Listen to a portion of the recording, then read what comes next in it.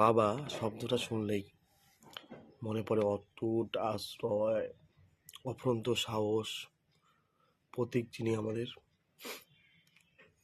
কিন্তু এই বাবা যখন হারিয়ে যায় তখন নেমে আসে অন্ধকার, এক অপরিসীম শূন্যতা। যারা কখনো এটার স্পর্শ পায়নি তাদের পক্ষে এই বেদনার তীব্রতা বোঝা হয়তো অসম্ভব। বাবার কথা মনে পড়লেই শৈশবের সেই স্মৃতি মনে পড়ে যায়।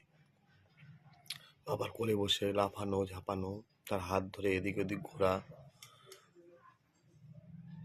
আস্তে আস্তে যখন বড় হতে শিখলাম, কোনোদিন দেরি হলেই বাবার সেই চেয়ারে বসে থাকা, মোবাইল ফোনে সেই পাপা নামের কল, দেরি হলে আসতে দেরি হওয়ার জন্য বারবার ফোন করা, হয়তো তখন বিরক্ত লাগতো, কিন্তু সেই দিনগুলো আর ফিরে আসে না। হাজার চাইলেও বাবা আর তোমার ফোনে ফোন করে না। বাবাকে চাইলেও আমি আর চোখের সামনে দেখতে পারি না। বাবা নামের ওয়ার্ডটা আর দেখতে পারি না, খালি মনে রয়ে যায় স্মৃতি কথা। সেই বারান্দায় পায়ের উপরে পা দিয়ে বসে থাকা, রাতের পর রাত অন্ধকারে অপেক্ষা করা। একমাত্র যে নিঃস্বার্থ ভালোবাসে সে হলো বাবা। বাবা আমাদের একটা বিরাট বট গাছ, শুধু ছায়া দেওয়ার জন্য না, আমাদের শক্তি, আমাদের অক্সিজেন, আমাদের জীবন সঙ্গিনী, আমাদের পথ পরিদর্শক, আমাদের চলতে শেখানো, সবই বাবা। কিন্তু বাবাকে সেই হারানোর দিনের কথা মনে পড়লেই চোখের পানি ধরে রাখতে পারি না।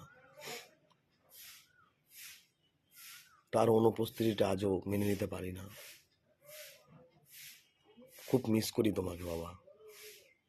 থাকতে তো কোনোদিন বলতে পারিনি, সত্যি বলতে তোমার শূন্যতা ভরানোর মতো ক্ষমতা তো আমার নেই। তোমার ভালোবাসার স্মৃতি হয়ে মনে রাখার ক্ষমতাটা আছে। বাবাকে হারানোর আজ কয়েক বছর হয়ে গেল।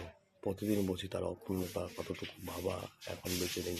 মাঝে মাঝে খুব ইচ্ছে হয় খুব বেশি শক্ত করে বাবাকে জড়িয়ে ধরতে, কাঁদি, কিন্তু সেটি এখন আর সম্ভব না।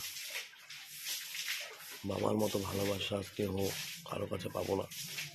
আজ বাবা চলে যাওয়ায় হারিয়ে ফেলেছি জীবনের সব থেকে বড় সম্পদ। প্রতিটি নিঃশ্বাসে বাবার কথা মনে করি, প্রতিটি মুহূর্তে বাবার অভাব অনুভূত হয়। বাবা তুমি তো আর ফিরে আসবে না।